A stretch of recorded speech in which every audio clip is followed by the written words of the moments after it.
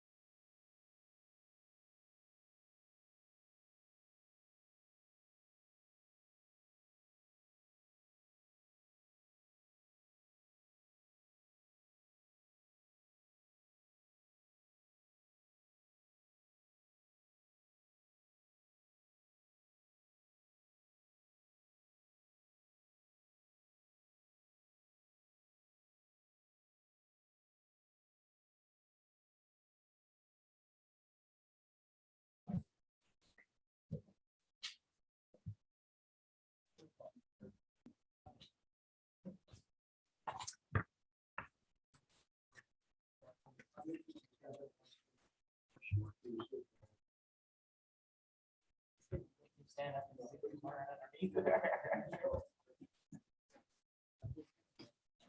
Easy, Joyce.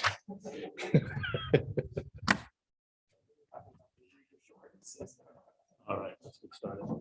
I'll call the regular city council meeting to order at Clearlake City Hall Council Chambers, 14050 Olympic Drive, Clearlake, California. We have a roll call, please, Madam Clerk. Councilmember Overton. Here. Councilmember Claffey. Here. Councilmember Kramer. Here. Vice Mayor Purdock Here. and Mayor Slutin. Present.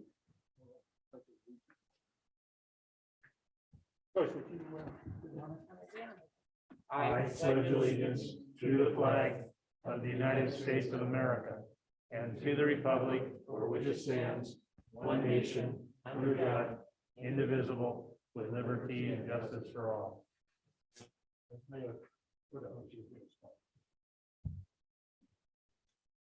Heavenly Father, we call on you this night and ask that your spirit would be with us to lead and guide us, to give us wisdom, to help us be humble in the duties that we have to perform here tonight for the betterment of the city of Clearlake.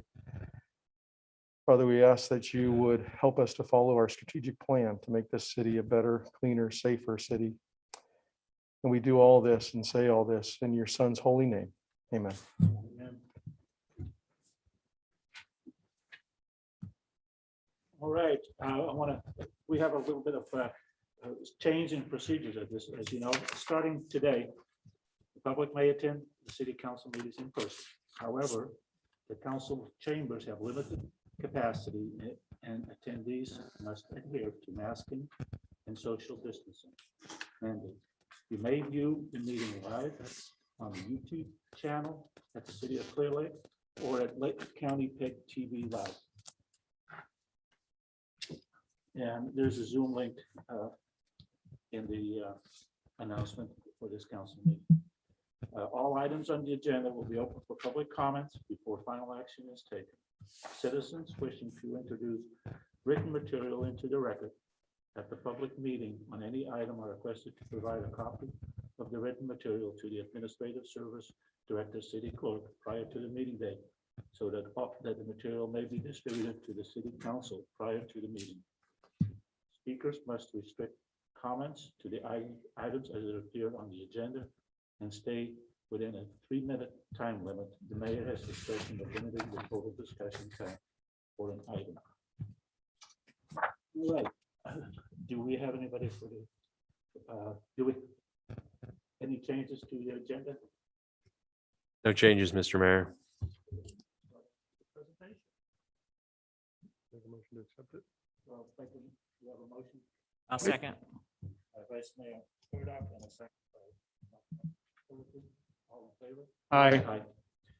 All right, let's go to presentation of the declaring public safety telecommunication week.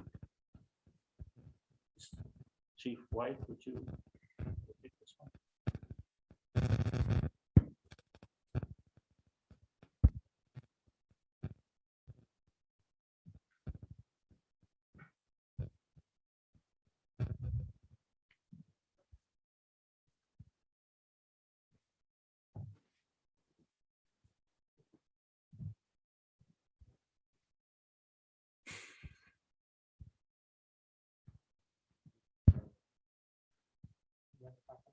I have the proclamation. I didn't.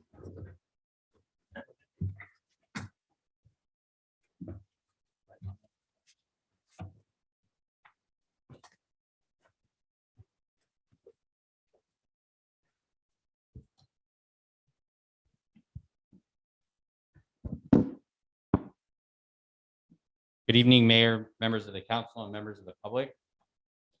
The week of April 11th through 17th is designated as Public Safety Telecommunicators Week. We're going to read the proclamation. It says, whereas emergencies can occur at any time that require police, fire, emergency medical services. Whereas when an emergency occurs, the prompt response of police officers, firefighters, and paramedics are critical to the protection of life and preservation of property. Whereas the safety of our officers and firefighters are dependent upon the quality and accuracy of information obtained from citizens who telephone the Clearlake Police Department Emergency Communications Center. Whereas public safety telecommunicators are the first and most critical contact our citizens have with emergency services. Whereas public safety telecommunicators are the single vital link for our police officers and firefighters by monitoring their activities by radio, providing them with information and ensuring their safety. Whereas public safety telecommunicators of the Clearlake Police Department have contributed substantially to the apprehension of criminals, suppression of fires, and treatment of patients. And whereas each dispatcher has exhibited compassion, understanding, and professionalism during the performance of their job in the past year. Therefore, be it resolved that the City Council of the City of Clearlake declares the week of April 11th through 17th, 2021 to be National Public Safety Telecommunicators Week in the City of Clearlake in honor of the men and women whose diligence and professionalism keep our citizens safe. The proclamation is dated the 1st of April, 2021 by Mayor Dirk Slutin. As a police chief of the police department, obviously the dispatch center has been a priority since I got here from a fire safety and community perspective. As you're all aware, we became designated as a PSAP and have been working very hard to increase the already great work that the dispatchers do, as well as our service to the community. We're currently in a process to move on to next generation 911, and the dispatchers are going to be a key part of that transition, which will provide even greater redundancy locally within the city, but also too within the region. We are very fortunate that our dispatchers are able to provide such a high quality of service when you consider the fact that many a times they're working alone and they're juggling 911 calls, regular telephone calls, and the police radio, and dealing with all of our other units besides police officers. So I'm incredibly grateful for them.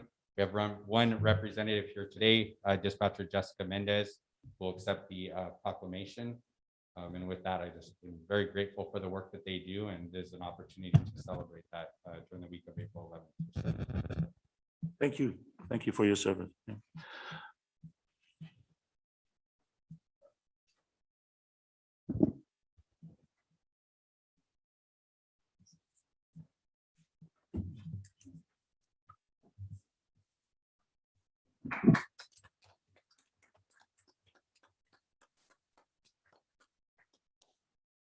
Right, we'll move on to the proclamation declaring April 2021 as Sexual Assault Awareness Month.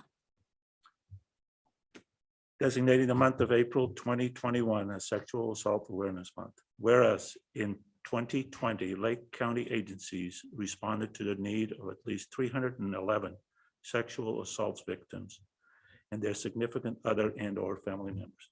And whereas no one person, organization, agency, or community can eliminate sexual assault on their own, and the partnership between the public and private Lake County agencies is invaluable. And whereas child sexual abuse prevention must be a priority to confront the reality that children are being abused. In 2018, RAINN, RAINN, reported 60,000 children in the United States were victims of sexual abuse. And whereas Lake Family Resource Center has been instrumental in leading the way in the county of Lake in addressing sexual assault by providing 24-hour hotline services, continuing support, advocacy, and accompaniment to victims, survivors, and their significant others. And whereas ending sexual assault in Lake County must include active public and private efforts to speak out against sexual violence. And it is time for all of us to start conversations, take appropriate action, and support one another to create a safer environment for all residents.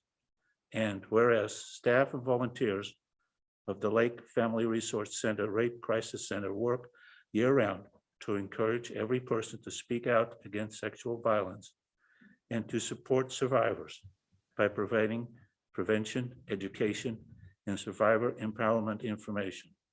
And whereas Lake Family Resource Center and the District Attorney's Office, Victim Witness Division, local law enforcement agencies, hospitals, and schools have set up an important example how forging collaborative relationships improve the quality of service for those impacted by sexual violence.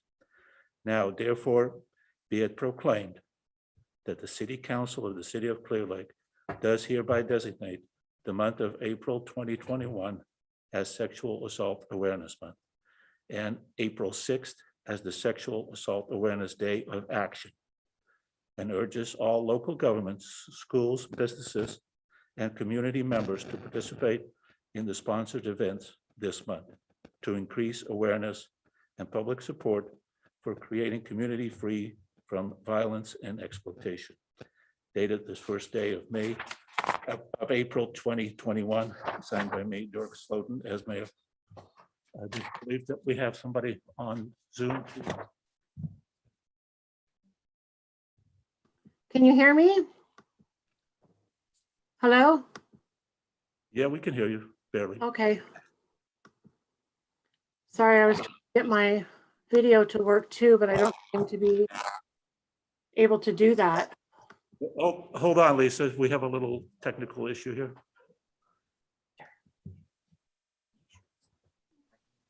Hi, this is Lisa. Actually, Gina will be speaking on our behalf, but real quick, while we're fixing that up, Gina is the coordinator of our sexual assault program. And so on behalf of Lake Family Resource Center and all of the residents of Lake County and those who have survived sexual assault, thank you very much for the support from the city of Clear Lake. Gina, I'll pass it over to you now. Thank you. All right, thank you. First, I wanted to thank the Clear Lake City Council for proclaiming that April is Sexual Assault Awareness Month. It takes all of us to end sexual assault. 1 in 5 women and 1 in 71 men will be sexually assaulted in their lifetime.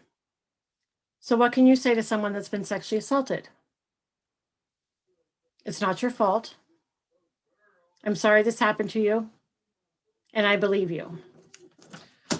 The Rape Crisis Center is open 24 hours a day, 7 days a week. If you or anyone that you know needs to talk to somebody, they can call our crisis line or text at 1-888-485-7733. Thank you.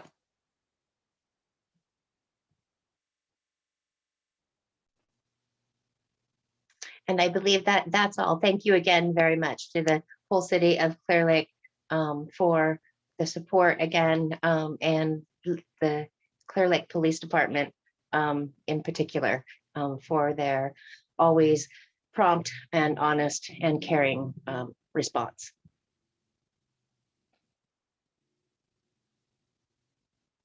And this is very important. Thank you.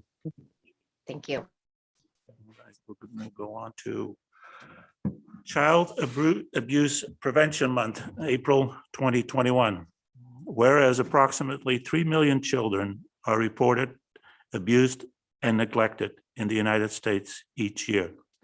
It is estimated that over 1,700 children die from abuse and neglect in a single year.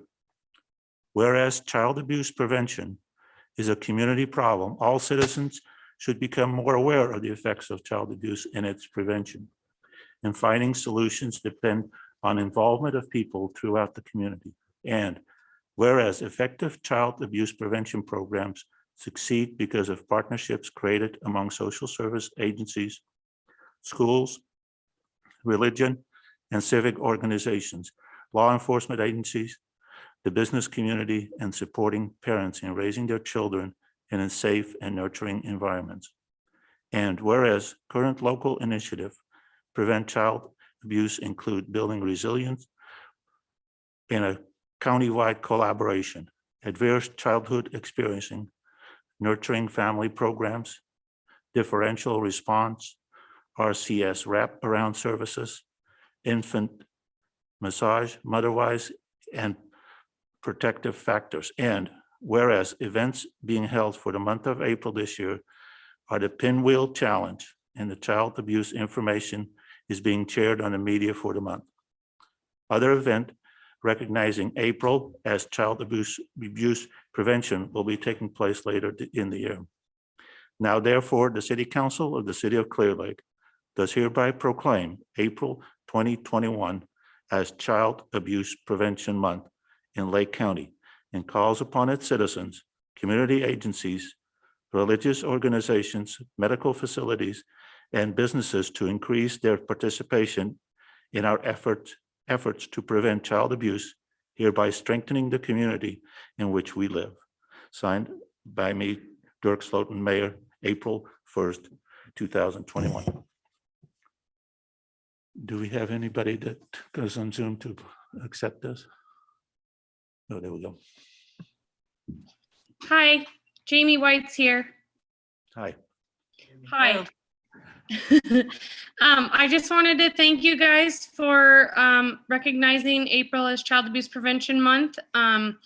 We are really, of course, excited. So I did want to give a little bit of information. Of course, reports of suspected child abuse have actually decreased this year, but that doesn't mean that it's not occurring less. What it is showing is that due to the shelter in place and social distancing, that maybe children are doing less contact with trusted adults.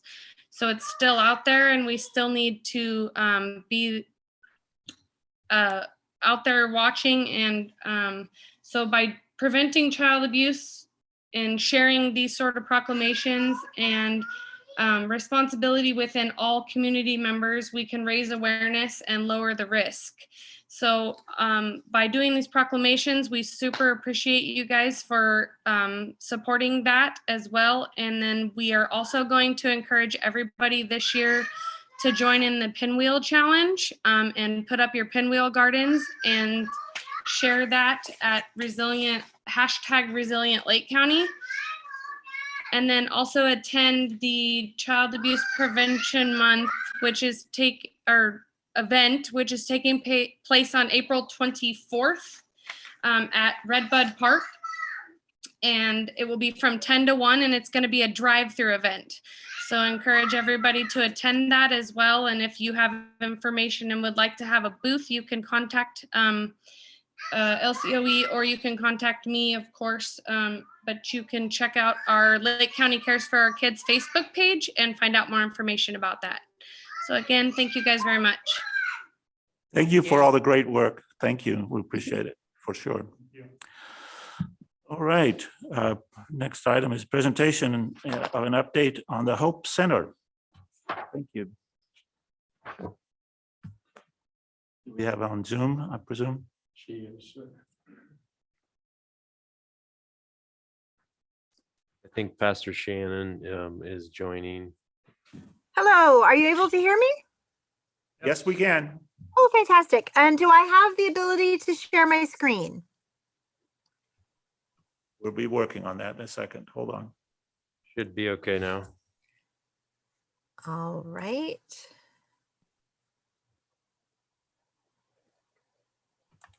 We'll see if that works.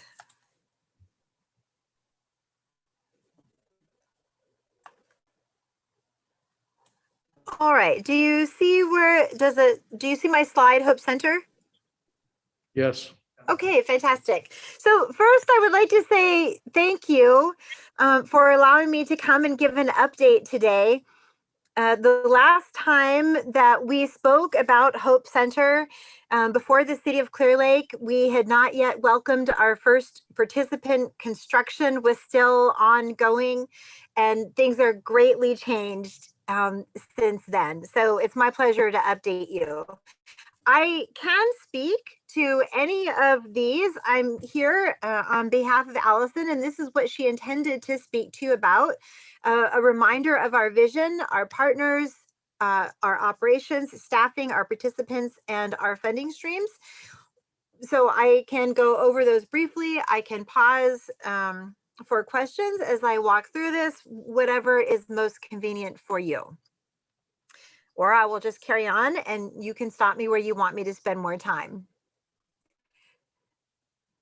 Go, just proceed, Jan. Okay, thank you. So our Hope Center is operated by Hope Rising, and each of the agencies that serves on the board of Hope Rising has contributed in meaningful ways to the work that we are doing together. So a shout out to our partners at Lake County Social Services, Adventist Health Clearlake, Sutter Lakeside Hospital, Lake Family Resource Center, Lake County Health Services, the Board of Supervisors, the Office of Education, Partnership Health Plan, Lakeview Health Center, Redwood Community Services, NCO, and Lake County Behavioral Health Services. So each of these agencies has been a part of the planning and operations, and it feels like it took about 2 years to really get Hope Center going. And we're delighted that we're there now. So I'll remind you that our vision is a Lake County community that is healthier, where generational poverty is reduced and sustainable housing is accessible for all. Our mission is to provide individualized services for our neighbors experiencing homelessness who are motivated to change regardless of barriers so that they can make a home and become their best self.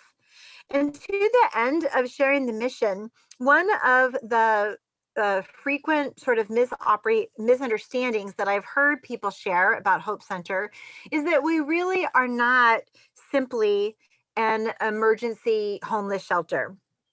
In an emergency homeless shelter, anybody can walk through the door and get a bed. That's how the warming center operated, and that's really the lowest barrier.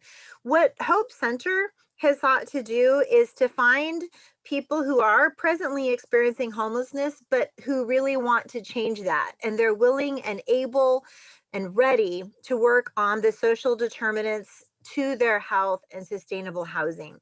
So the case management that we provide is truly an integral part of the work that we're doing.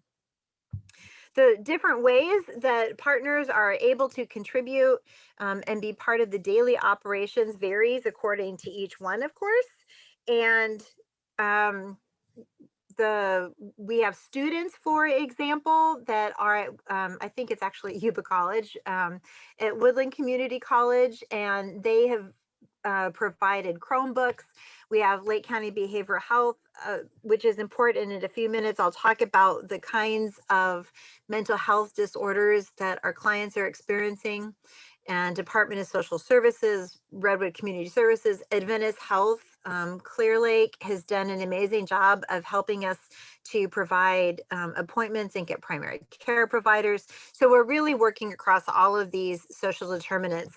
But I think I would be amiss if I didn't say the first partner that really stood up and provided the fiscal gift that we needed to make this dream a reality is the city of Clearlake. And so I want to acknowledge that $500,000 grant that really got the construction moving. So thank you very much for your support as well.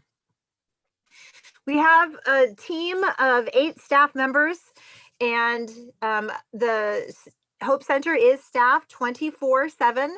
We have 5 full-time employees, 3 part-time employees. I am in addition to those other employees. Lake Family Resource Center provides staffing to do payroll and our accounting. Lake County Behavioral Health has a peer advisor that is present some hours each week. We're working on a partnership to potentially have NCO help in our kitchen.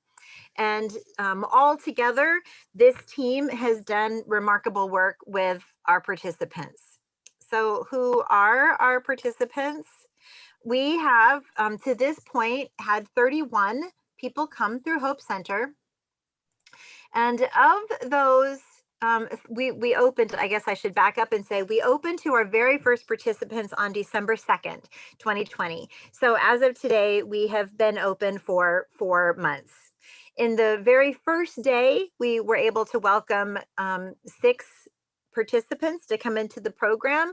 And we say participants rather than clients or patients because there is such a high value on each person at Hope Center participating in their housing plan and managing their own care. Within the first 3 weeks, all 20 beds were full. And I can share with you some data about the first 23 of the total overall 31. Because we have more data from the first 23. So of those first 23, 16 of the 23 self-reported that they had serious mental health and or behavioral health disorders. Since the very first day that we have opened, we have maintained about a 50 to 55% of our clients who are diagnosed with schizophrenia as an example of the kind of mental health barriers and challenges that our participants are facing. 17 of the first 23 self-reported substance use disorders. 12 reported having a dual diagnosis, so they're wrestling with mental health, behavioral health, and substance use. Of all of the persons that have come through our doors at Hope Center, we've had one who did not identify as having a mental health, behavioral health, or substance use disorder. So having a safe place to connect to services, to receive services, and focus on their health has been an incredible gift for them. Of those first 23, the average age of the participants at Hope Center is 47. The eldest was 72. Our youngest was 19.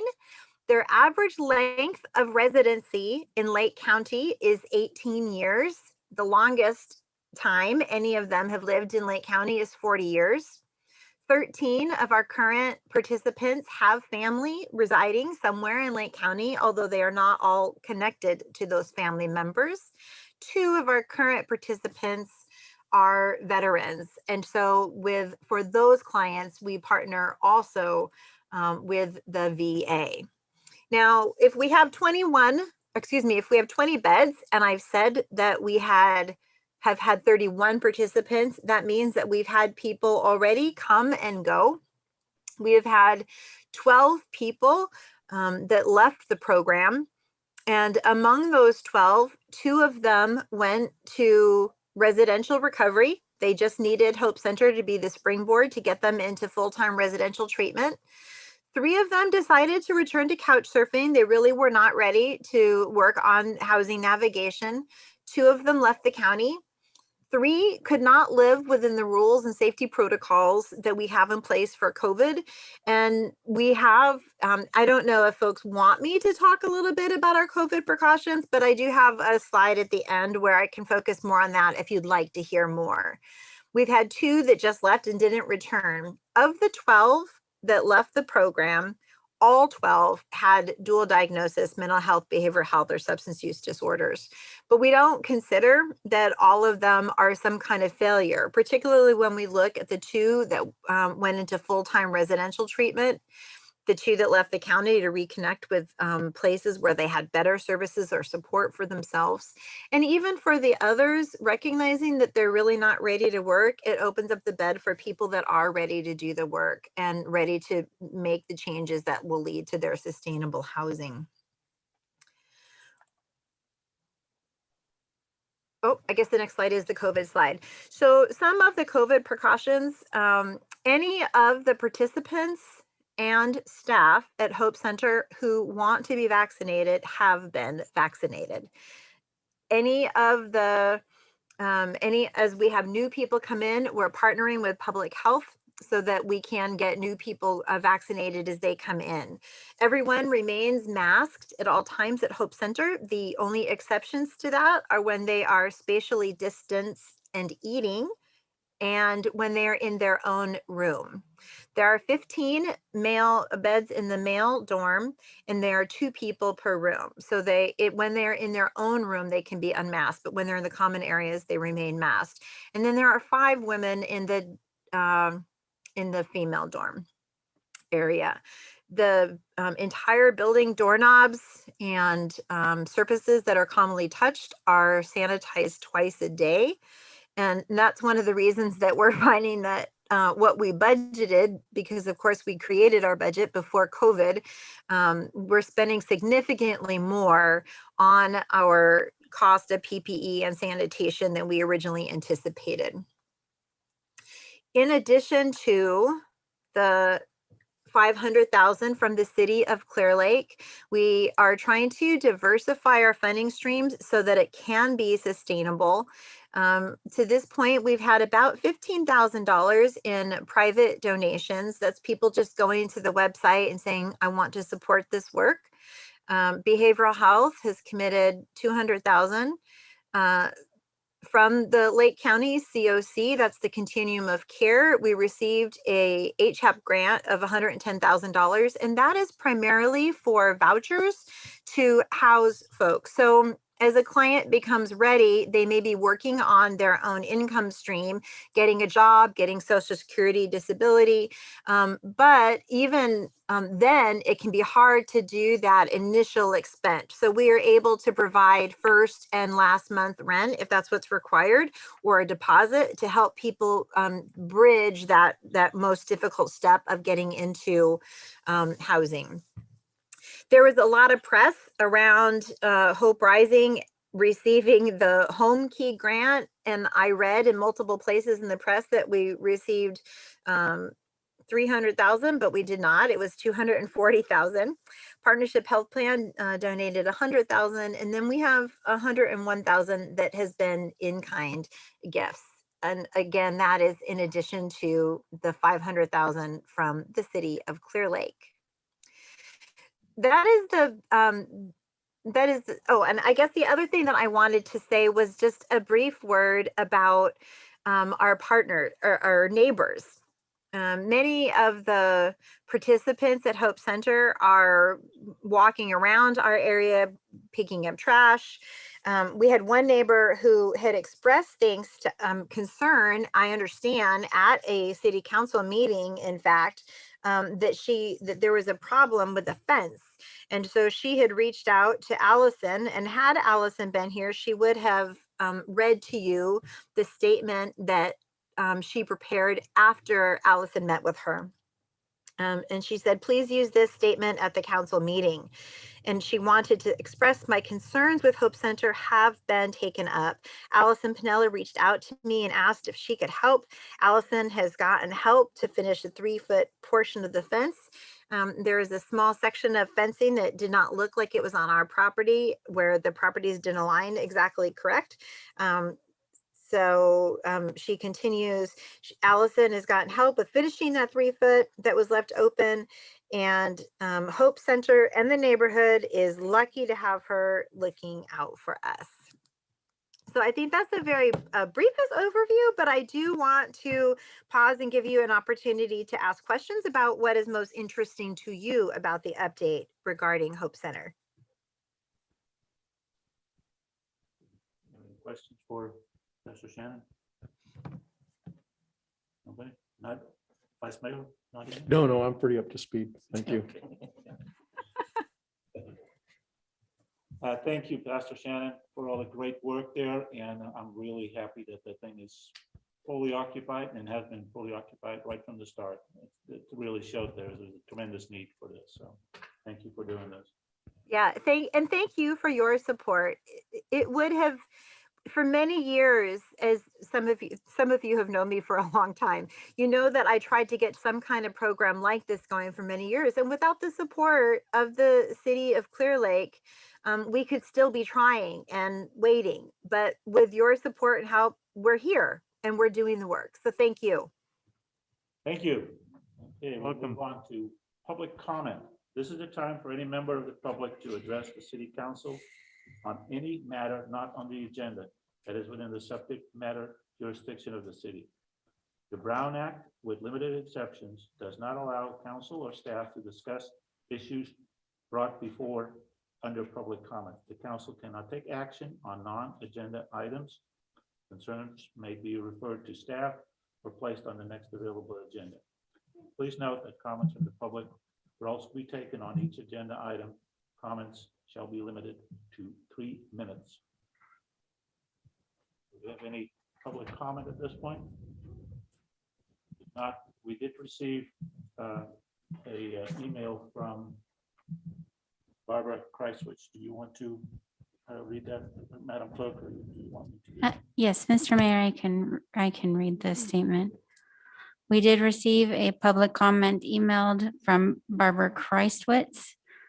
Barbara Kreiswitz states Terry Richardson at 3562 Vista Street and Barbara Kreiswitz at 3568 Vista Street, plus workmen who work for Canocti Unified School District, all agree and strongly suggest the portion of Burns Valley Road between Siwa Street and even with Mount View Street be closed to motorized traffic. No homes reside in this 2-block stretch, and this bit of road is hidden from view, which invites illegal dumping.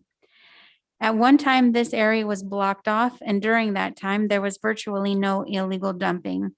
Now, all manner of dumping occurs every several days. The city of Clearlake Public Works and Code Enforcement would save itself time and money in the long run if it were to restrict traffic there behind Pomo School. Thank you for your consideration.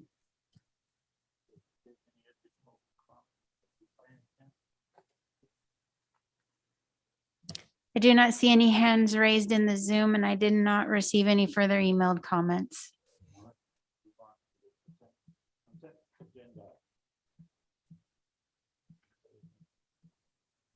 No, sir.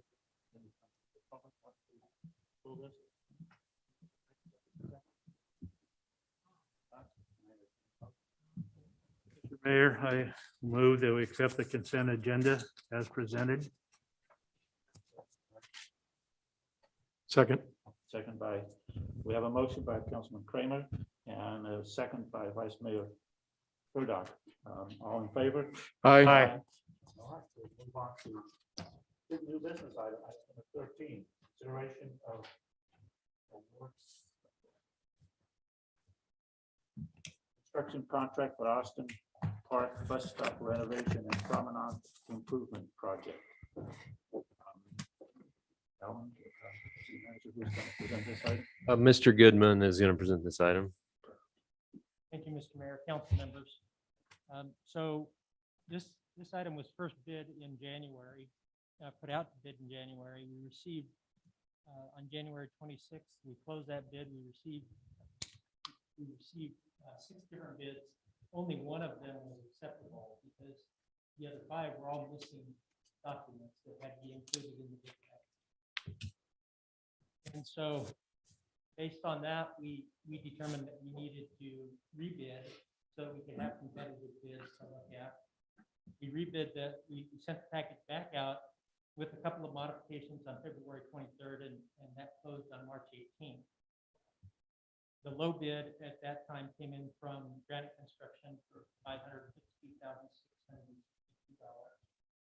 which was actually lower than the one acceptable bid that we got at the previous bid attempt. So we were satisfied with that bid, and all 4 bidders at the second time around, all 4 of them were acceptable.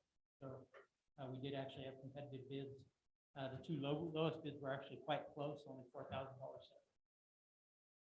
So at this time, staff recommends the city council approve, direct city manager to enter into the contract with Granite Construction in the amount of $552,662 and authorize the city manager to approve up to the budgeted amount for additional unforeseen.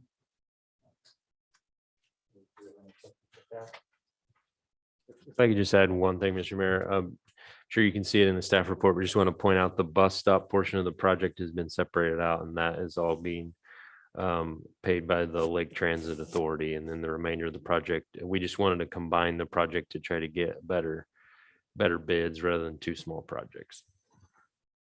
So the city will be paying, and then we'll be reimbursed by LTA.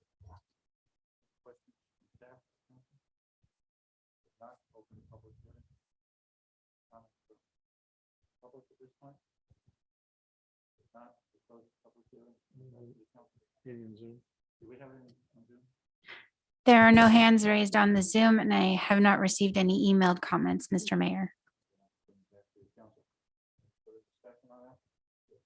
Mr. Mayor, I will like to make a motion to authorize the city manager to enter into a contract with Granite Construction for construction of the Austin Park Bus Stop renovation and promenade improvement project in the amount of $552,662, and authorize the city manager to approve up to the budgeted amount for additional unforeseen contract amendments. Second that.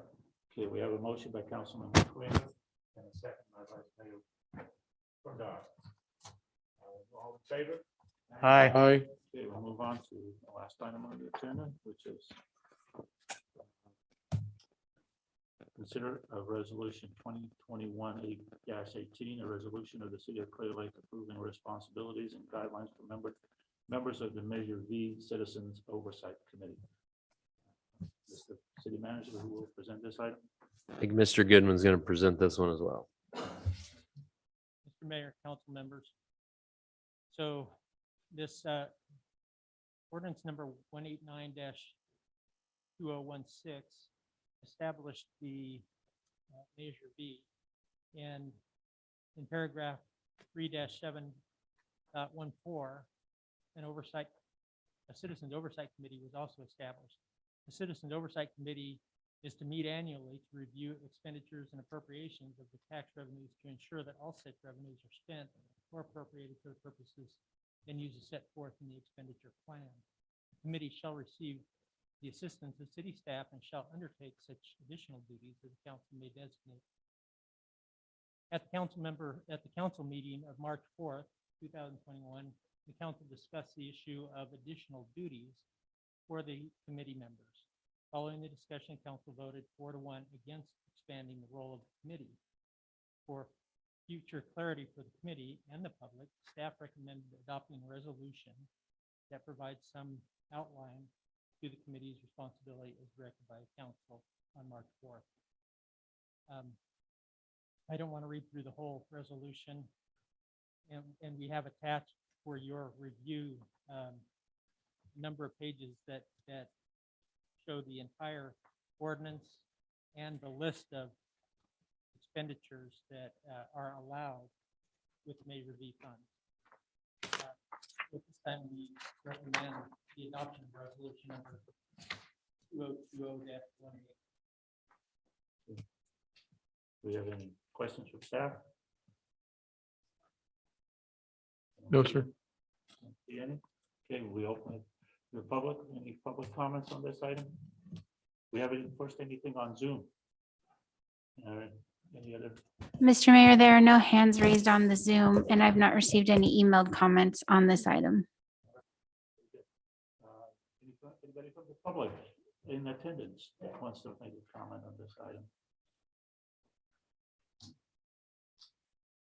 Please state your name. I think most of you know me. My name is Ray Silva. I'm the last standing member of the original Oversight Committee. Before I begin, I'm looking across this dais here, and I got to say that I'm pretty proud of what I see. We've been through lumps and bumps over the years with city councils since our corporation, and nobody probably ever says thanks, you guys, for what you do. I'm saying that now. I appreciate it. Whether I agree with you or not, I appreciate what you do. Secondly, I'd like to thank Councilman Claffey, who I just met for the first time. He called me and engaged me about sitting on the Oversight Committee again. And I agreed. He's a good young man. And lastly, I'd like to thank the entire council for the unanimous expression of support for me to remain on the committee. I wasn't available for that council meeting that Mr. Was speaking about. I did hear some things that sounds like there was some confusion, and I think there was. So I thought, as long as I'm the only one that's been there for the entire 4 years, maybe I could clarify some of that for you. Maybe you had questions for me. So I guess I'll start with that. And if you'd like to hear my opinions, then I will go further. Just please continue. If you have any opinions, please express. All right, those. all right. I think one of the problems with the committee is that the spending plan is so wide ranging and all encompassing that basically anything the Public Works Department does is approved. If that's the case, you really don't need an oversight committee. All you need is an audit that says that the money was spent for any of that laundry list items. I don't know if that was the intention. It seems to me that what's ended up happening is that we've funded the Public Works Department for items like cutting weeds and trimming trees and cleaning out culverts with the Measure V fund. And I would question if that was the intent of the ordinance to begin with. I don't think that's what was sold to the public. I have an issue with that, and I have expressed that issue. Maybe that's what you guys want. If it is, then I guess that's the way it will remain.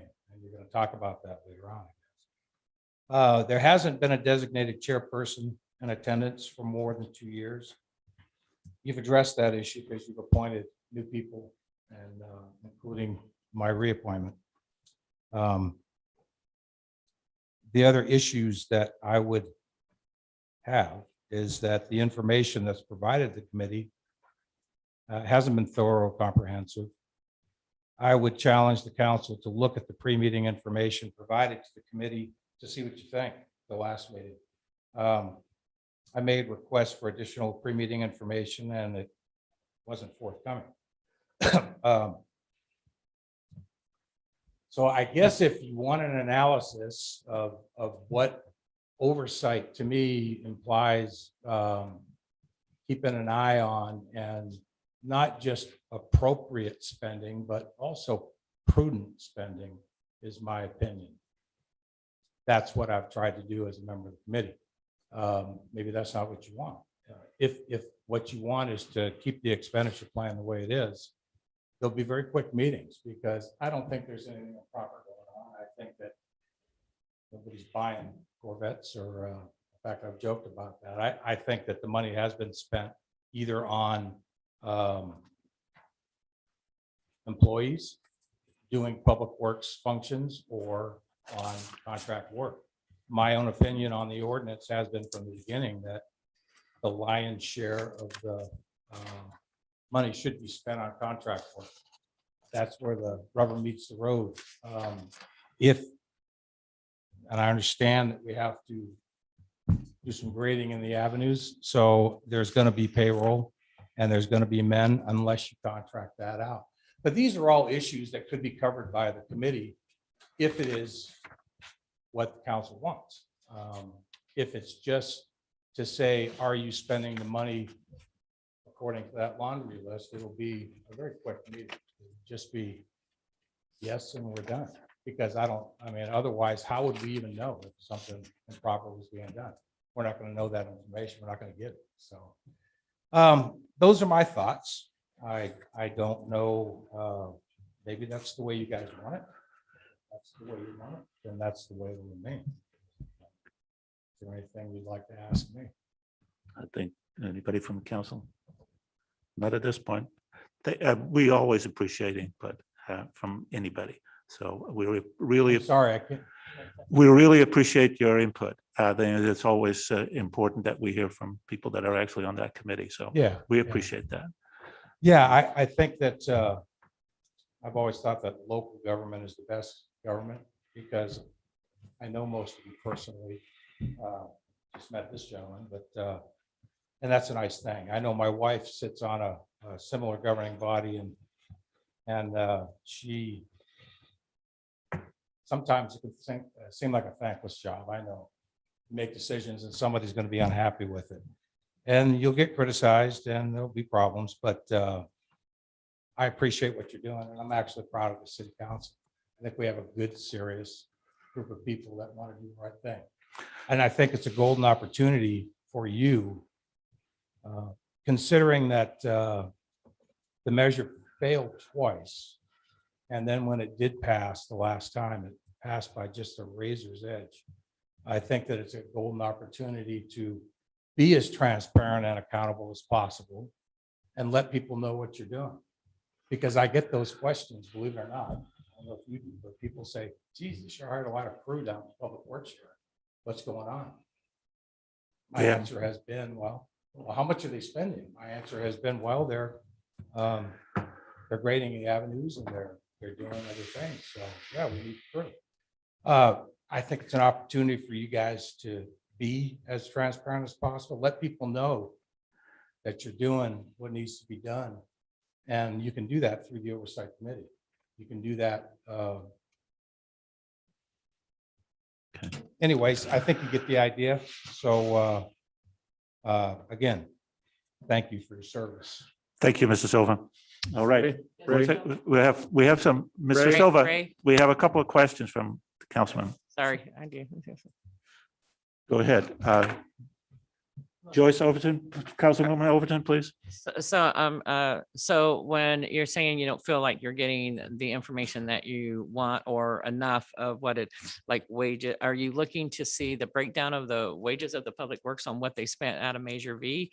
I mean, I'm assuming that you get that, they don't get that? We don't get that, but what I was looking for, and this is, again, it's another opinion, and for me is that I was looking to see what the ratio of money spent on contract work, where the work really gets done, rehabbing and reconstructing roads, versus how much money is being spent on payroll and other things.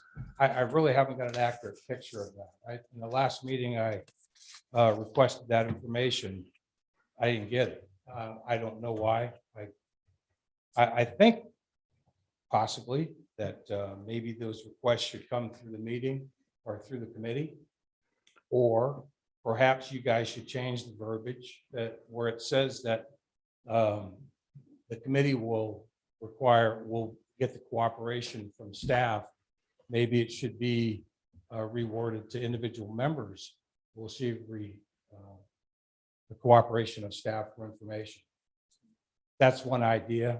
These are the types of little tweaks that I think you could make to make the oversight committee a more effective process that is just going to make things better for all of us. And I think that's what we all want. Measure B road tax was fought for pretty hard.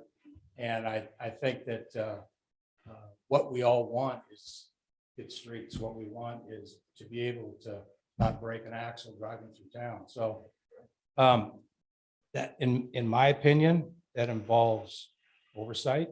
It involves fiscal prudence and spending. And that involves analyzing and looking at the way money is spent. I don't know if you guys do that or you just listen to reports. My view on the oversight committee is that's what you expect from them. And that's what I would expect if I were in your seat. I would expect opinion and analysis. If we don't get the information, we're not going to be able to do that. Okay. Good. Yep. That's Yeah, we good. have a Thank you. question by Vice Mayor. did you get a chance to finish? Yep, that's it. That's, I just wanted to hear what he, So since the passage of Measure V, how many meetings has the committee had? Well, I'll back up. There was 2 meetings this year. There was no meetings in 2019, which should be troubling to you. There was no meetings. Before that, I believe there was 4. There were 2 per year, starting in 2017. That's my recollection. What's your recommendation for meetings per year to do the work that the committee would need to do? Well, it kind of depends on the information we're going to get. If we're not going to get the information we need or we want when we get to the meeting, if we don't get it there, we won't get it at all. We won't get it until next year. So I would say a minimum of 2 meetings a year to provide you guys with the information that I think you want. If it's just a net yes or no, are we spending the money on appropriately? The answer will be yes every time, because there's a big long list of things you can spend the money on. The staff can spend the money on, and that maybe that's what you want. I don't know. If so, then it's to me, it's an exercise in just going through the motions. So I would say a minimum of 2 per year.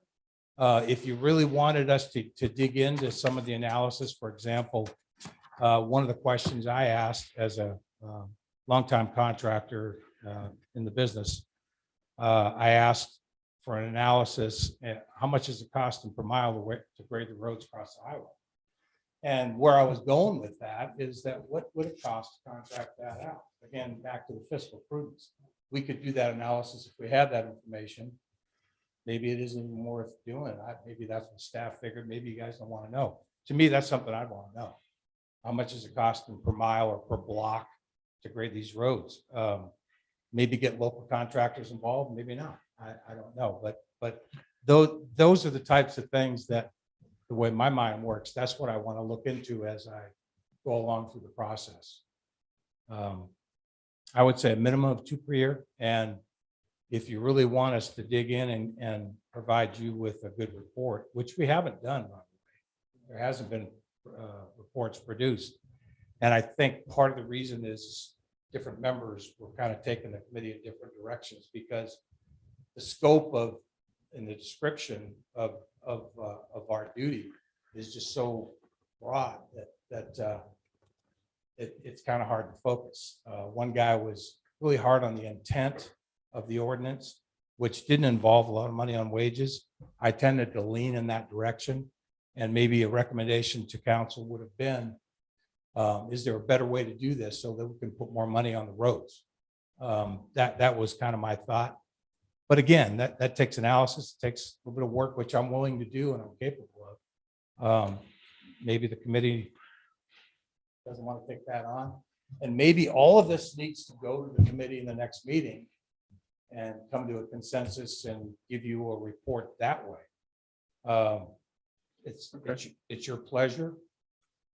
My recommendation is, personally, and this is just me speaking for me, is to put a little more focus and direction in the duties so we don't have that giant laundry list.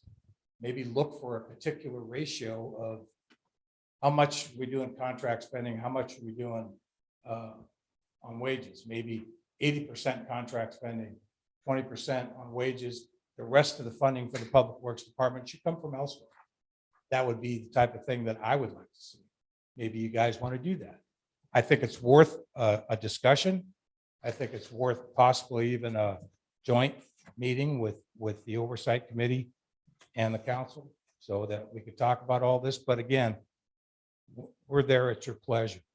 If you want to do those things, I'm willing to take them on. If you're not, then I understand. Thank you. Anybody else? Councilman Claffey, I can't see your raised thing if you have any questions. Do you have I've any asked a ton of questions of Mr. Silver, so thank you. I'm good. Thank you. That's it. questions? All right, we'll bring it back to the council. Go ahead. Mr. Mayor, I don't have any questions for Mr. Silva, but I do want to clarify something that I believe was incorrect about the assertion that there was a lack of information provided from staff to the Oversight Committee. I just pulled up my emails that were the correspondence and information that was provided by staff to the full committee. And not only did it include a summary of major spending categories of not only Measure V, but also our gas tax revenue, but a general ledger account that included every single transaction from the Measure V fund. That was all provided to the full committee. So I adamantly disagree with the assertion that there was not that information provided. Sure. I would challenge anyone on the council to look at the information that was provided by Mr. Goodman. What I have asked for consistently at the meeting is I'd like all information that we're going to be reviewing to me 2 weeks prior, so I have time to review it and think about it, and then go to the meeting and talk about it. I did get an email from Mr. Goodman, Public Works Director, right? I've never heard from him. I saw it. Right there. I then requested a list of items that I would like to see that pertain to the ratios of wages versus contract work. I got no response. And in fact, I believe, Alan, that you denied it at the meeting, and your exact words were, I don't see how this has anything to do with anything. Isn't that what you said? No, it's not what I said. Well, we can review the tape, but anyways, I would challenge you to look at the email. I think I forwarded it to Mr. Claffey, and check it out. See if you can make heads or tail of what was sent to us. In my opinion, the information that's sent to the Oversight Committee should be concise. It should be easily understood and not have to turn paper sideways and look at codes for expenditures that we have no idea what they are. Actually, when Director Herron was here, his information was comprehensive, easily understood, and he had backup stuff on everything. It was a lot better. Okay. All right. Thank you. Okay, we'll bring it back to the council. Do we have any, no other public comment? If not, we'll close the public hearing and bring it back to the council. Any discussion along the council? Mr. Claffey. So thank you, Mr. Silver, for coming in and sharing your experience. I think the biggest takeaway from that was the statement of no impropriety, right? And it's great to hear that. And I don't want that to be a conditional statement moving forward. Now, whether information is given in a timely manner or not is up to a matter of perception, it seems. That the perception is there is not good, right? That leads to that conditional approval that we don't want. Looking over the resolution, I just want to understand whether or not if a committee member requests specific information, I know they don't, I understand we need to have guardrails and we need to give clear guidance on what we want from them. But I think the information sharing is important. And I want to make sure that the committee is comfortable with the information they're receiving. They may have already gotten great information in the past. The past is neither here nor there. Moving forward, will they have the ability to get the information that they need to keep current and to deliberate? Well, I mean, if you want me to, I can share my opinion on that. I mean, we had a very lengthy discussion about this last time. And I mean, I guess it depends on what level of information you're looking for. I mean, you know, we talked a little bit with our OpenGov platform now. There'll be information available to the public online that's updated every day. And so we can create customized reports and charts that you can see certain things. And it's not in the old finance system format that's kind of difficult to glean through if you don't want to put the effort into it. So there are some options there, but the council was also very clear last time that they didn't want the committee to get into reviewing projects and making recommendations on, well, you need to increase the structural section of this street and that type of thing. So I just want to make that point that that's not the type of information based on the direction we received up to this point that we would want to put together and providing specifically to the committee, because it appears that that's outside the scope of what the council wants them to do. Well, I think there's two different things there. There's the direction piece of it, which I agree with you. I think that the committee shouldn't be in a position where they're telling staff what to do. But there is also the awareness piece of it, where, you know, if a committee member wants to be informed on these projects, they should have access to that information.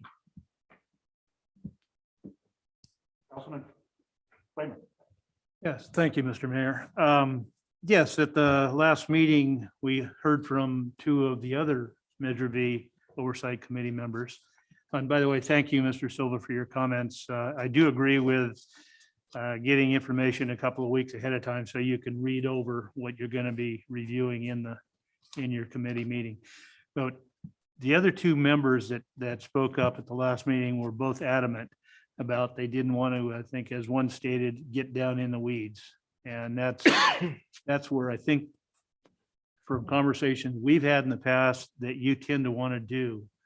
I don't believe that's what an oversight committee is for. As you know, I serve as the chair of the oversight committee for the bond measure for the high school, in which your wife is in the position that I'm in here. We need to be reviewing them. We have great staff and they do a very good job. of analyzing what we need and what a project needs. And that's presented to us at our meeting and is approved or disapproved based on that. And we ask all those questions. If we don't have faith in our staff to make those good decisions, then we need to change the staff. I don't believe we have that problem. I think the purpose of the oversight committee is to take another look at it to be sure that we are operating under the terms of Measure V. And that's where we were going at the last meeting when we made the recommendations that are showing up on this resolution. So I think we can be very transparent, as City Manager Flora just stated, with our Open Gov platform. Anybody can look in there and our transparency is there. So I don't see where that's a problem is either. I like the way this resolution is written and I support it completely the way it's written. So thank you. Okay, Councilwoman Overton. Well, again, thank you, Ray. I think we all appreciate, your input and everything, and we've had many talks about this over since this all's been put into place. But with our new website stuff, I mean, he can create reports himself, correct? Or is that something that's just easier for you to be able to do? Yeah, the public, I mean, you can't create your own report. One of the administrators has to create the reports, but even from one of the reports that we've created, it's a live thing, so you can keep drilling down for more detail in the report that's created. Now, if the Measure V committee or member of the council, or member of the public had a suggestion for, hey, it would be great to have a report on whatever it may be, it's relatively easy to put it together. But so the reports that are created, to kind of answer your question, I think, have to be done internally. However, it's a live and dynamic system, so it doesn't mean you can't get the information. Right. You can still get in there and get the information, even if it's not a canned report. Right. Okay. So we have some different things where the information is going to be now more public, Ray. So we've got a different system going on. But I would suggest also is that if there is a certain report that you want to talk to Councilmember Claffey about, you'd like to get this report. That's why we have council members, appoint each person. So if there's something more specific that you would like than what you're seeing, then I would suggest that you talk to him and then maybe he can talk and find out what type of report he needs to get for you. And that way you're getting what you want in a fashionable way through the appropriate stages of what you need. And I understand what you're saying too. So don't, but I think that the other members I don't think want to get into it as much as you do, but because of your profession, you tend to understand it a little bit better than most of us do. So, but I think if you want to report, that might be the way to go about it. And that way you are getting what you want. And then you can share your thoughts. We're always willing to listen to the thoughts of our community on better ways we can do things. That's never a question. So it takes all of us to make this great community that we're creating here. So you've been a big part of it, and I definitely always want to hear from you. So that just is a suggestion and maybe a way to get the information as we get these systems going. Vice Mayor Purdock. But typically, I don't like to reiterate what other council members have said, particularly when I agree with them. But I do have a couple of clarifying questions. First off, on average, Mr. Goodman, how many Measure V projects would the city do typically in a calendar year or fiscal year? So I've been here a year, so I can only speak to Mhm. what we've done in 1 year and what we're planning in this current fiscal year. And we have really two different portions of the Measure V that we look at as projects. So for example, last year we did 1 mile double chip seal, which was one discrete project. And then we did a project down here, Mullen and Pearl and Emery, that part of the city where we've had a lot of flooding issues. And so those were discrete projects, but they were both Measure V projects. in this current fiscal year, what we're looking at is a continuation of work in both those areas. In the avenues, with this year, we're looking at 5 miles, and we've already, that's out to bid, 5 miles of double chip seal. And because we were actually very satisfied with the results we got from the last project, and that was kind of an experimental project. And then we're going to be doing more work in the same area, the Mullen extension and Gulf, Alvita and Acacia are the streets that will be part of the Measure V project. And those streets will be more than just asphalt. There will be stormwater management and things like that that will have to take place as well. In order to preserve that asphalt, those are things that we have to do. The other thing that we will be doing with Measure V funds is we will be doing some surface treatment on roads that have been paved over the last 3 or 4 years. While that asphalt is still very viable, we want to get a surface treatment on it to make it last as long as it can. And so, and that's another thing that is listed in the Measure V in that list. And we can do that or not. We can say, no, we only want to put down new asphalt, in which case that asphalt will last about 20 years and then it'll be dust again and we'll have to replace it. But if we put that service treatment, we put some money into service treatment, it's going to last a lot longer. It might last Right. 30 or more. Right. I think one of the things, and thank you very much for that impromptu report. One of the things that I wanted to really kind of bring out and be as transparent as we can is there are many pots of money that we do road projects with. From our gas tax on our mains and the tributaries coming in and out, but Measure V is specifically for residentials and residential streets. And though we have to look at those adjustments and make those adjustments where it matches or meets up with a main. So we've got curb gutter issues. There's going to be some additional expenses in that. But I think for the most part, our public doesn't understand that. I've seen things, heard comments, answered questions for what is happening with Caltrans and believing that that money is being spent by the city of Clearlake through Measure V because people just don't understand funding streams. So I think our job is to try to educate, and I'm not saying that our committee doesn't understand this. They're very bright individuals. That's why they're there. That's why we appointed them. But I think it's what our committee members are representing out into our community that's important and being transparent. So I like the idea of at least, I think 1 meeting per month or per year when we have so many projects going on may not be enough. I think maybe splitting that in 2, as Mr. Silva had pointed out and recommended, would be wise. I would make that recommendation to this council in this meeting tonight, that maybe we amend that to a 2 meeting at least. And I agree with Joyce. If more additional, I'm sorry, Councilmember Overton, if additional meetings are necessary, then each of those representatives can contact the council member that appointed them and share those ideas and make those representations that can be brought back to this body for decision and discussion. And with that, I guess I'll get off my soapbox. But Mr. Silva, thank you for your time, and I appreciate all the members who served previously on our Measure V committee. And when I see you in town after COVID and we can talk, I'll be happy to thank you for your service. Councilman Kramer. Yes. With regard to a second meeting in the year, Mr. Silva, what month, when, or what point would you want to see that second meeting? Pardon me? Please. So you're on the mic, so Yes, people out you're on the mic. TV land can hear you.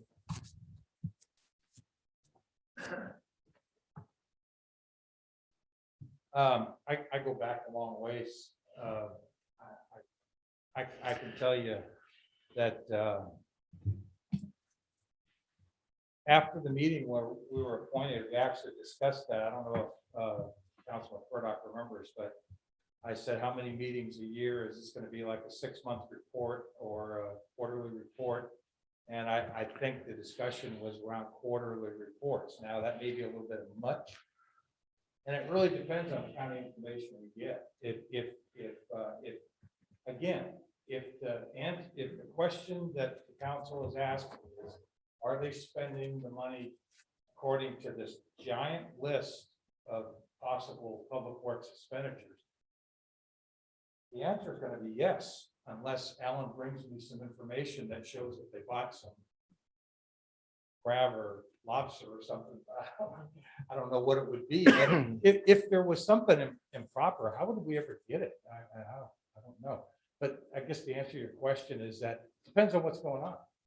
If you got a lot going on and you want to, Do you believe a spring meeting and a fall meeting? yeah, something Is that along what you're those saying? lines. I mean, it's 6 months apart or Yeah, I think that, that's all I'm looking for. yeah.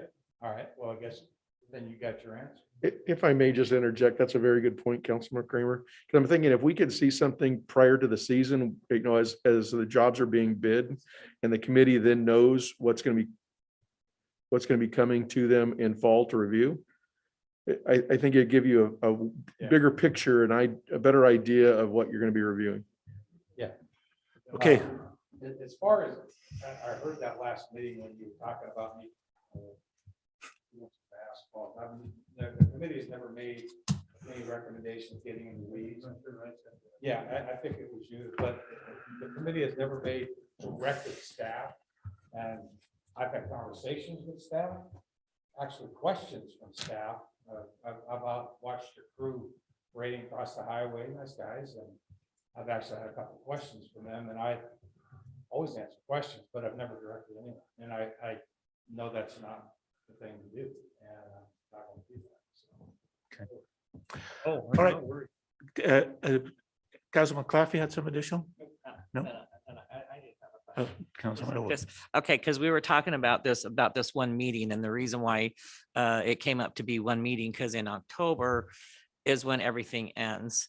And you can review everything, and they normally have an idea of what they're doing for the next year. Am I correct? Isn't Well, that yeah, I what we mean, talked about the council's adopted a 5-year plan based on the pavement management plan. everything's already kind of in there. You know, it's laid out for years in advance. And I mean, we talk about that plan at each committee meeting. We went over that. And so, I mean, we did talk about that at the last meeting. It's like, if we're going to have a second meeting, what's going to be the purpose of the meeting? I mean, and that's why the October meeting works perfect, because the audited numbers are there from the last meeting. They can be shared and reviewed. We're in the process of starting the design for all of the projects that are coming up the next year. I mean, if you have a spring meeting, the projects have already they're either designed and they're being prepared to go out to bid. So I don't know what input the committee would have at that point. I mean, that's why we have a 5-year plan that's adopted by the council that we can follow, update, and work through. Right, so that's because we talked about this at the last meeting. You're going to be presented with the audit, because we had it in October, because that's after our audit is done. And for you to look over and see, but also to be presented with the new projects that are coming the following year, so that you are aware, because we said we wanted you to be aware of what was coming up. So you are aware of the new projects that are coming up and what they're estimating. Normally by then they have an estimation of our projects, so what would be, so my question is what would be the other meeting for? I'm kind of like that too. So what would be the meeting for? I think that part-year information could be provided, that and also a layout of what's going on, because things don't always happen the way they should. Also, again, I'll reiterate that it's a moot point. If the expenditure plan is going to remain as is, the question to be answered by the committee is, are we spending money that adheres to the mandates of the expenditure plan? The answer is going to be yes. You don't need to have any, because you could just go by your audit, and your audit says that somebody's not buying things they shouldn't. That'll give you your answer. There's no need for an oversight. So The Oversight Committee, I think, is for transparency in my mind for the public, and you're just a third or 5 more sets of eyes that are reviewing something. That's the way I look at it for the one that I'm on, and I think that works for this one as well. I tend to agree with you. Oversight committees. Let me give you a scenario. If the city were to award a contract for $4 million on a project that was estimated to be $2 million, do you think the oversight committee should have something to say about that, or should want to know why? Want to know why that happened or how that happened? look into the details of that. There's lots of things oversight committees can do. There's lots of things that they should do, and there's some things that getting in the grass and the weeds, like I said, they shouldn't. But again, what we're doing at your pleasure. So it kind of depends on what you want. If you want more analysis, and opinion, and recommendation, then that's what you're going to have to ask for, because or change, because that expenditure plan, like I said, it covers everything from cutting weeds to paving roads. And if the answer, if you get a report from a financial report that says they spent $2 million on these things, that's the end of the story. How are we going to know otherwise? How would we understand what they spent that we don't know about? So again, it's more involved than just yes or no, unless you leave it the way it is, and then it is. It's very simple. Okay. The committee will be saying, did they spend the money on something to do with roads? I think Alan said it in the last meeting. He said, we can spend this money any way we want, as long as it has something to do with roads. And I think that was the exact, I mean, you have to check the quote. Well, that's the situation. Is that what oversight means? Anything to do with roads? Well, okay. That's Okay. what we'll do. Again, thank you, Ray. So, All right. so just, one of the things is, I mean, if we decide we want the oversight committee to look more details into something, us as a council can also direct that to happen. Am I not correct? So if we see something that we think, oh, well, we might need a little more detail on this, or we want somebody else to look at this, we can direct the committee to do that, correct? Of course, yeah. I mean, that was what we talked about at the previous meeting, and our hope, our biggest hope is just to not have this conversation every time we have a Measure V meeting. Right. We want to know if the council wants to have the committee do more, then we need to know, and we want to detail it out, because every meeting that I've been involved with, we've had this conversation, and we need to get beyond it, and we need to I mean, we're not trying to hide anything. I think you all know that we don't have anything to hide. We're just wanting to put as much asphalt on the streets as we can.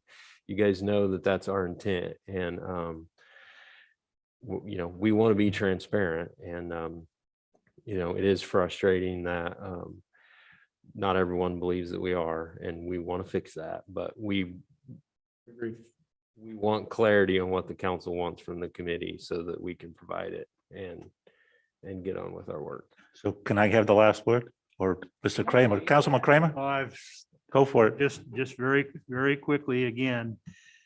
Every project, every major project under Measure V, not the cutting the grass, perhaps not, but all of the large road projects, we have presentations from Mr. Goodman, we have presentations from Mr. Swartz. We look at they go out, RFPs go out, we get in a number of bids, they review the bids. They present them to us. If we have questions, we question those bids, we clear it up. They're not gonna spend $2 million on something that was bid at $1 million. That's just not gonna happen. And if it does, you ought to recall all of us if we let that happen. This is what we have staff for. And Mr. Silva, your job, I think it's certainly more than just a yes and a no in my case, and I know it is in your case as well. And I know that you're dedicated to wanting to get everything done very well, and I really appreciate that. But I got to disagree with you on this. Okay, any more comments from the council? I have a couple of comments. One, it's this list, this laundry list, that was on the Measure V. Everybody knew that this was part of Measure V. Whether it was bridge replacement or storm drain system improvement, it was all on that list that we all voted for. And I have full confidence in staff that if there's a project that should be bid out or done by the current public works staff, that they will have the judgment to do the right thing in that regard. So that's really my only two comments. So let's move on. Do we have anybody that wants to make a motion? Mayor? No, we're closed. No, we already dealt with that. We were going back and forth for a while. Go ahead, Mr. Well, Councilman Kramer. actually, if you want to, there's one person on Zoom that does have their hand raised now. Oh. So we should- Okay, I thought we had closed the public hearing already. well, it's up to your discretion, Mr. Mayor. Go ahead. Open the public hearing again and have our Zoom participant make a comment.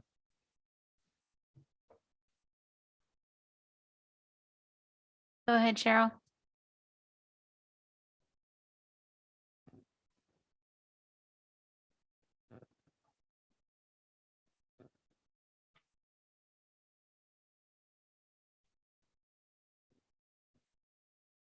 Is she speaking?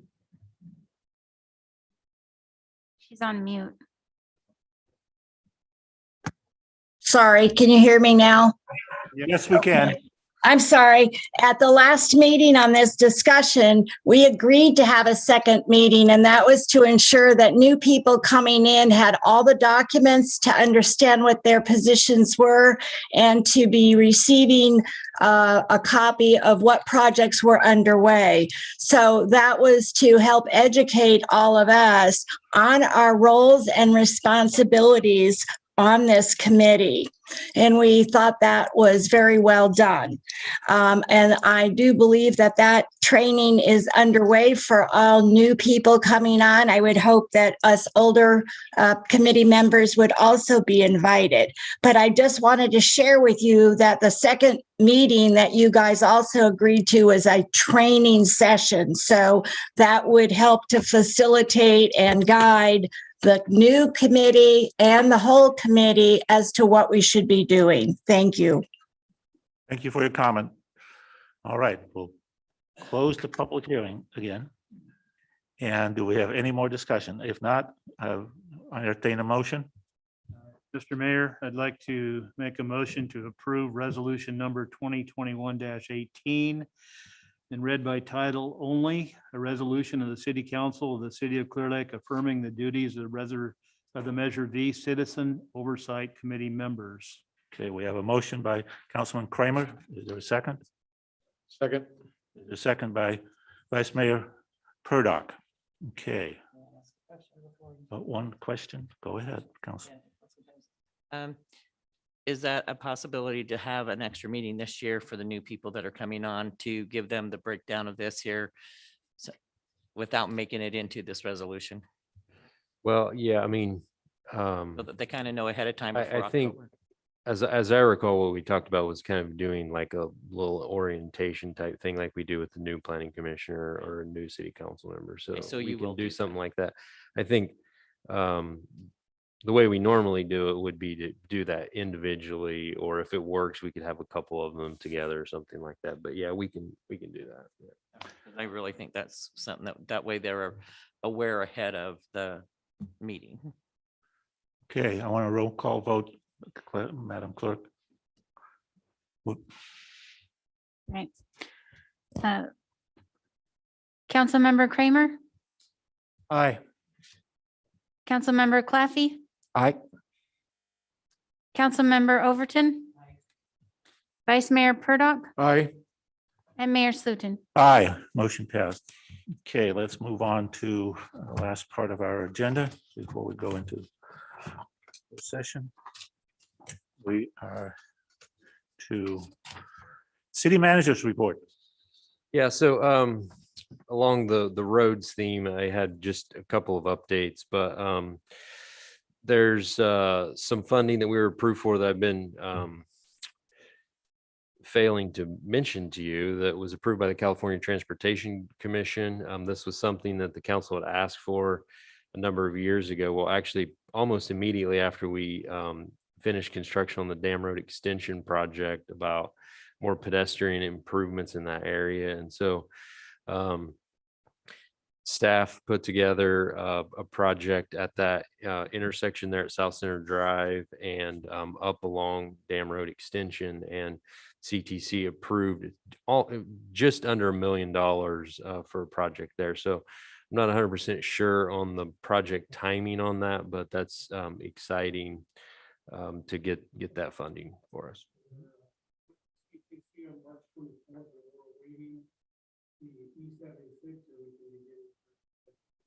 So then we'll start working on the design and yeah, so that's great.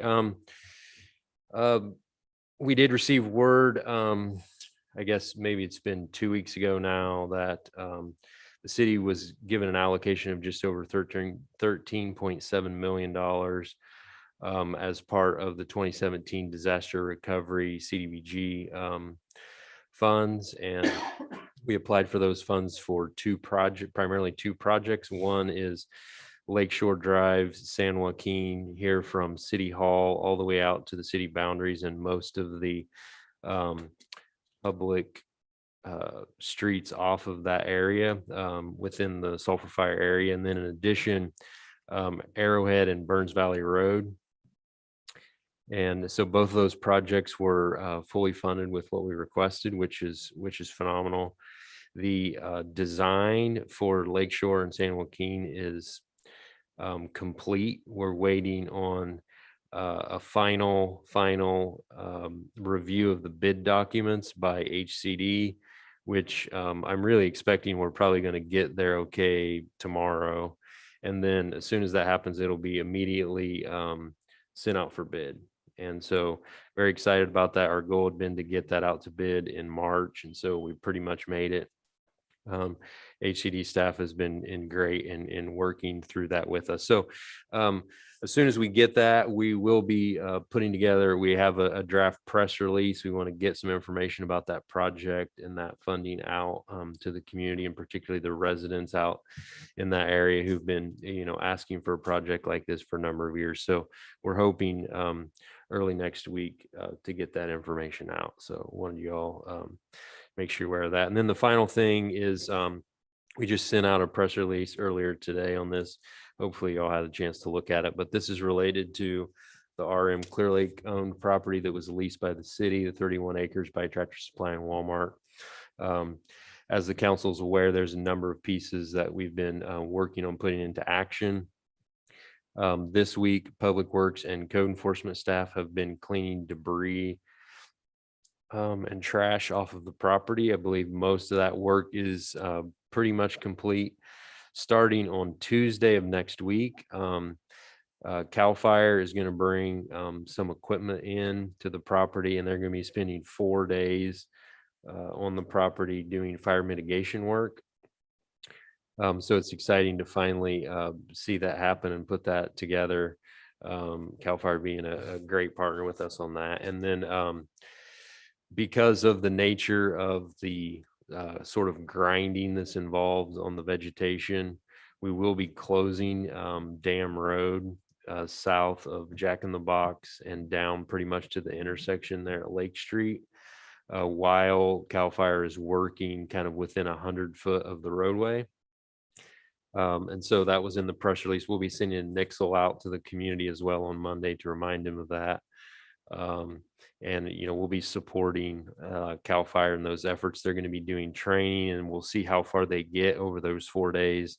They have committed to come back and doing additional work later in the season if it's necessary to really clean up that entire property. And so thanks to Public Works staff, police department, and code enforcement staff have been working on that. And then we have the K-rails that council authorized. All those have been delivered and staged at various areas around the city, including this property. And once the fire mitigation work is done, Public Works will move in and place those so that we can deter additional dumping and illegal activity in that area. And so with that, that's my report.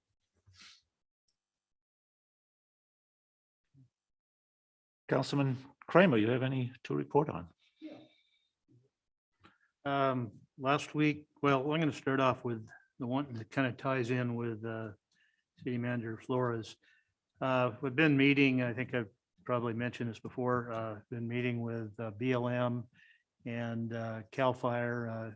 Supervisor Sabatier and I have both been in on these meetings to try to get the same kind of work using emaskators to do a wider fire break running from the east of the dumps down into and actually into property that I own.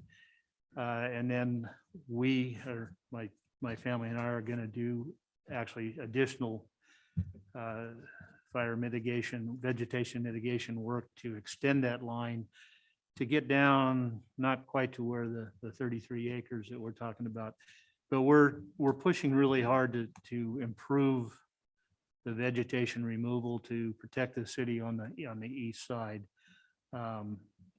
in a much better. So I'm really happy about that. Clerk has provided grant money, or they're managing grant money that's actually part of the CAL FIRE grant. And CAL FIRE will be involved with this project as well, possibly with the same equipment that we're talking about using on the 33 acres. So I'm happy and I'm excited about that.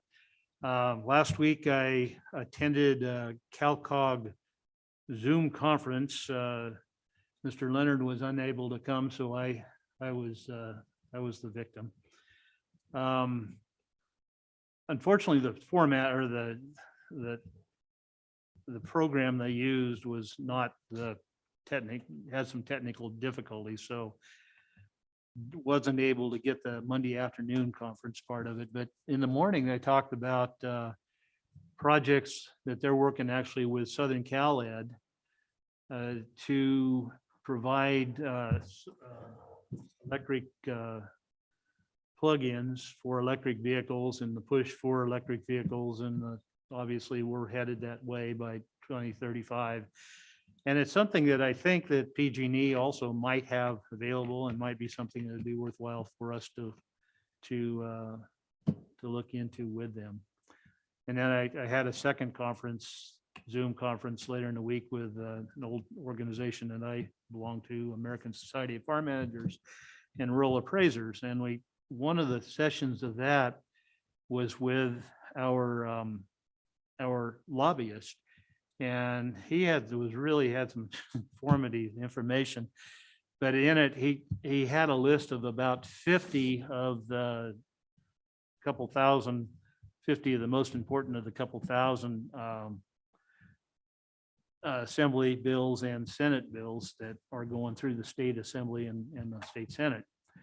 And of those 50, there were 29 of them that were specifically on housing and housing requirements going forward. So it's something that we really need to, most of them are geared, appear to me to be geared towards urban areas and are going to be really, I think there's going to be a lot of challenges for rural areas and certainly with our city as well. So I know that City Manager Flora is going to be really busy just keeping up with those and making sure that our interests are protected. Something that maybe we need to talk to our senator and our assembly person to see if we can get some help with some of those, because they're going to cause some problems for us, I'm afraid. That's all I have. Okay, Councilwoman Overton. I was on the Continuum of Care Zoom meeting today by phone, actually. Proud to say that our Continuum of Care, out of many in the state of California, are one of the few that do the pit count every year. And some of the things that we've already identified as some problems in our area, other areas have not. So we are, for being so new, like they are, I really think they've, really starting to do a good job. They're having some problems on reporting, has a lot to do with the system stuff and changeovers, and they're changing again. So, we're just trying to get everybody to get into compliance so that they don't lose their money. So we're doing that.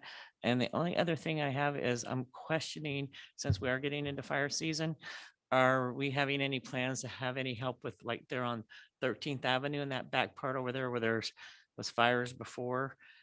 There's a lot of bushes I noticed, out of control back there. And I don't know if that's city property but we might want to look into that area, because if there's a fire back there, they have a really hard time getting out of that area too. So I think that's something this year we should concentrate on, at least trying to see what we can do to mitigate that fire hazard that's there. And that's it.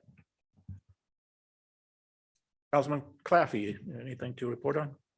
No reports, just a few thank yous. Last Friday, the Lake County Vet Connect had another fantastic event for homeless veterans over at the senior center. So thank you to all the veteran organizations that were involved with that. Thank you to the folks over at the senior center as well for helping facilitate that. And then the other thing is today is opening day, which is a personal holiday for me. So I didn't get much work done today, but I think the more important opening day is April 10th. That's when the South Shore Little League kicks off their season. It's been a rough year for them. Obviously, they didn't play last year. So I just wanted to give a big thank you to all the organizers, the coaches, the parents who have come together to kick off a new season. Thank you. Vice Mayor Purdock. Thank you, Mr. Mayor. I have been meeting with Lars Ewing and Director from Environmental Health, as well as Supervisor Sabatier, working on illegal dumping ordinance issues. And I also wanted to share that the county, I'm grateful to say, is working on pressure treated materials that can be accepted now at or will be soon able to be accepted at the landfill. If you're not familiar, the state of California restricted that unless you were approved and certified to receive those materials. So hopefully that will happen soon. I think I'll just leave it there, Mr. Mayor. Okay.